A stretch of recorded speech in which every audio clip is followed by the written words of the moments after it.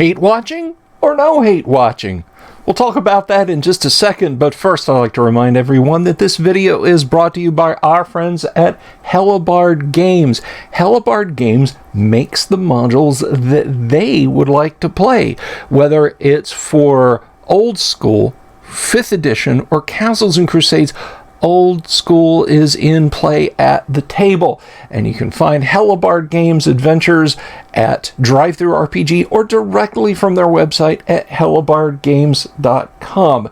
So this comes to us actually from Dicebreaker, and I'll link to this article below, and they're saying that only half of D&D fans expect the movie to be any good, a survey suggests.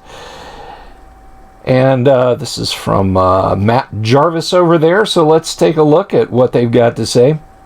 Dungeons & Dragons fans have seemingly tempered expectations for upcoming D&D movie Honor Among Thieves, but that won't stop them from going to see it at the cinema, according to a recent survey. A survey of more than 2,500 people who describe themselves as fans of Dungeons & Dragons, Stranger Things, or both found that half expect the upcoming big screen adaptation to be terrible, meh, or disappointing. The other 50% expect Honor Among Thieves to be good, okay, or great. 1 in 10 surveyed apparently weren't even aware that any new Dungeons & Dragons movie existed.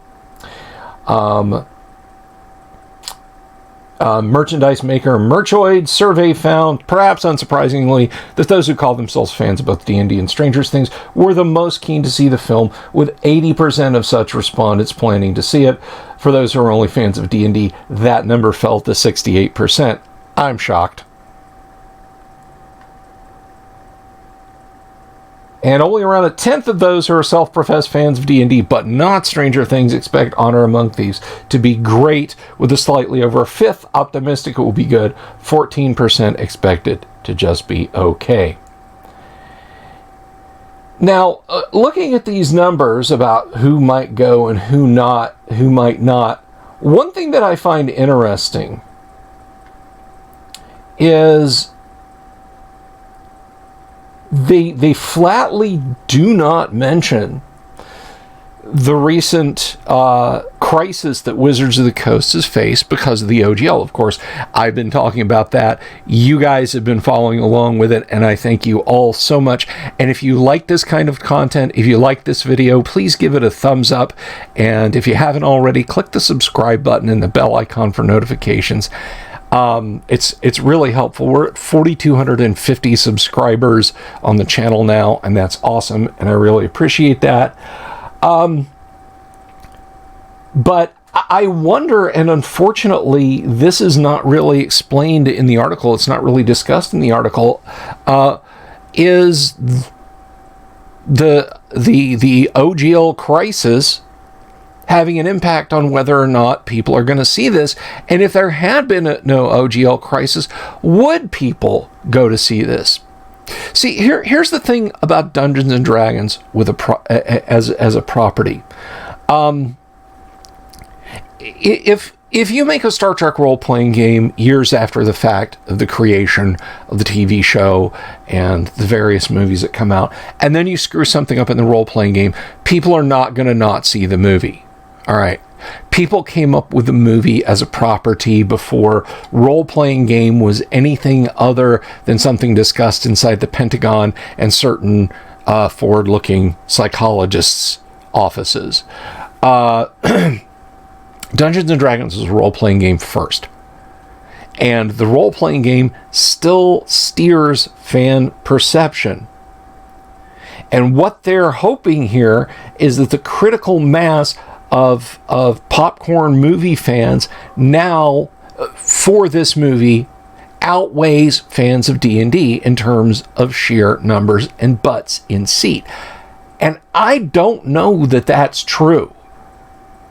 I think they still have to rely on us to get people excited about this movie, and them completely dropping the ball with the OGL, with flat out lying to people, with Kyle Brink's constant gaffes on various streams. It seems to me that they're not getting the job done. But of course, I want to know what you guys think, so please leave a comment below and tell me, are you going to go see the movie? Or were you going to have seen the movie, but now that this happened, are you not? Are you going to watch it later through streaming? Would you go if someone said, hey, I want to go to the movies, I'm paying for the tickets? Is there any condition under which you might see this? Because I know a lot of you folks have commented before when we've talked about movie news that you're not really interested in seeing it at all. I have my own reservations about it, and certainly with the way Wizards of the Coast has treated fans over the last 2 months, I'm not very enthusiastic about seeing it either. But again, please leave a comment below. Let me know what you think. I think this is really interesting, saying that only half of fans expect it to be any good, but I do think it's kind of a downer that they're not counting any of the tabletop blowback in with their numbers, because I think if you added that in, that half would dwindle to barely a double-digit percentage.